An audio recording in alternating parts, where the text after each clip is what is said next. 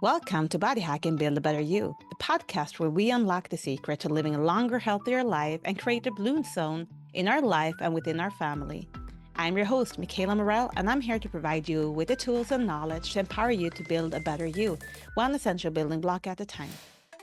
Today's episode about vitamin D3 was inspired after I talked with a very frustrated woman who was always low in her levels, even with supplementations, and her doctor could not seem to help her get into the recommended levels. So I will explain why only supplementing with vitamin D may not help you at all. Something I did forget to mention during the podcast production is that if you have good levels of vitamin D but struggle with too much calcium in your blood, you want to increase your meat intake and eat more fermented foods to get more vitamin K2 into your system. Or perhaps you might want to look into supplementing. I also forget to remind people that vitamin D and vitamin K2 are fat-soluble vitamins, so we need a healthy fat source together with our supplement regime if we choose to supplement. I also want to remind you that this podcast is for educational and entertainment purposes only. If you plan to change your food intake, always consult your healthcare provider. Let's dive in. Hi, welcome to my podcast, Body Hacking, Build a Better You. I'm Michaela Morell, your host, and today I want to talk about vitamin D, and I want to explain it in a way that maybe no one else has been explaining it to you. I know that there is a lot of people out there that are struggling with vitamin D deficiency. And if you don't know if you're struggling, I recommend you to call your doctor right away and request a test for vitamin D. It took the medical industry about 30 years from the data was out that it's crucial, it's essential, it's something that a lot of people are struggling with until it became mainstream to actually test your vitamin D levels. But it is mainstream now. You can request it from your doctors. I encourage you to do that and 4 times a year. The reason why you have to do it 4 times a year is simply because your habits are changing, the sun exposure is changing, your diet might be changing depending about the season. So if you're measuring in both summer, fall, winter, and spring, you will get a good idea of how much supplementation you might need.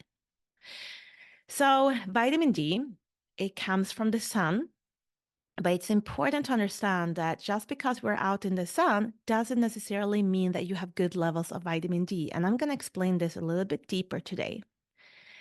You can get a little bit of vitamin D from your diet, but we're going to talk about the problems about that too.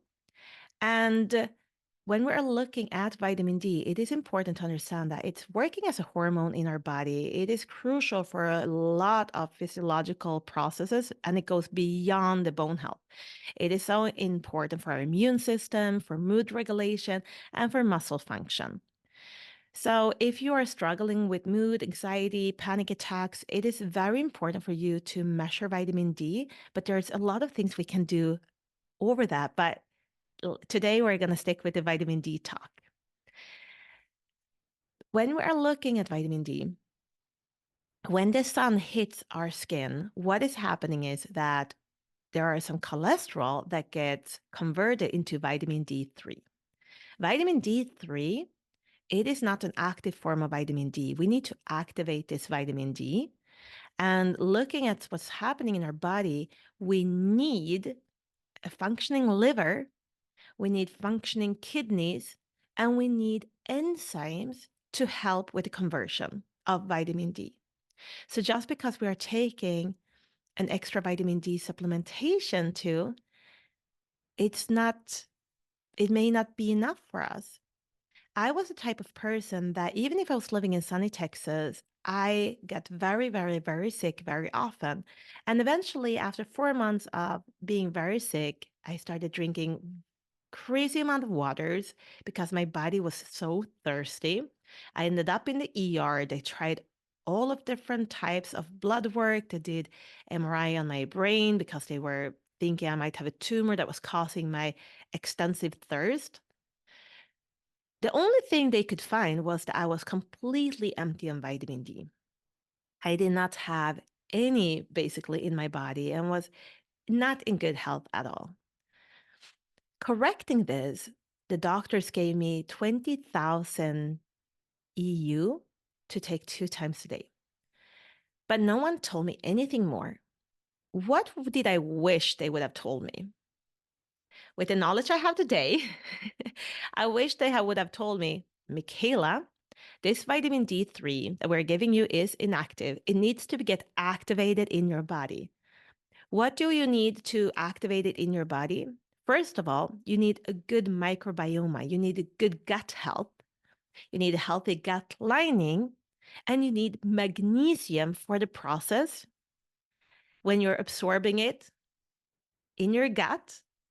So for having a good absorption in the gut, you need these three components. And if your gut health is not working, if you do not have any magnesium, then you're more likely not going to have any benefit from the vitamin D3 or very low absorption rate, causing us to have to write you these subscriptions for having a very, very high intake of it versus making sure that if you are taking magnesium, if you are having a good microbiome, then you don't need that crazy amount of vitamin D3.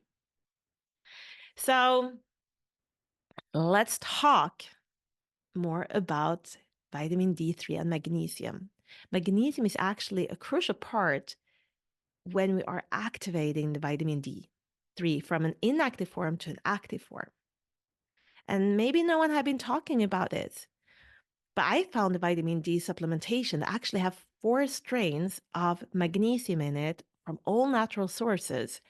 And what I love with it is that today I am taking less than 2,400 EU myself, and every vitamin D test I take shows perfect levels. Perfect levels. And of course, I have corrected my gut health. I have done a lot for my health. I'm making sure I'm eating enough of proteins because in your body, when you're converting inactive form to an active form, if in your liver and in your kidneys, they need some type of enzymes to help with this conversion. And what are enzymes? What are they built up with? Enzymes are built up with proteins. So if you're struggling with breaking down food because you're lacking enzymes, if you're struggling with the conversion rate from inactive form to an active form, maybe you have an enzyme issue and maybe you are not eating enough of protein. There is a lot of different factors here to look into when we're talking about vitamin D deficiency. So let me list them very quickly again. If you're struggling with vitamin D levels, then you have to look into these kind of components. You'd have to look into gut health. You have to look into your magnesium intake. You have to look into your protein intake. And if you do all of those three and then add extra vitamin D3, I promise you that your values are gonna look better. You're gonna better absorb your vitamin D3, you're going to better convert it, and you're going to have better physiological processes happening that are related to vitamin D3 in your body. If you think that this episode taught you something new, please share it with someone that you love. I think that together we can help educate this world, and every single person that listens to my podcast, I wish that you are going to stay here with me, learn more so that you can create a blue zone within your own family. So bring this education with you and share it with someone. I'll see you next week. Bye-bye. If you enjoyed today's episode, I encourage you to do one thing for me. Think of one person you want to share this podcast with and copy the link and send it right away. Thanks for playing an important role in the Blue Zone community. And if you want to keep on building a better you, one essential building block at a time, hit that subscribe button. See you in the next episode.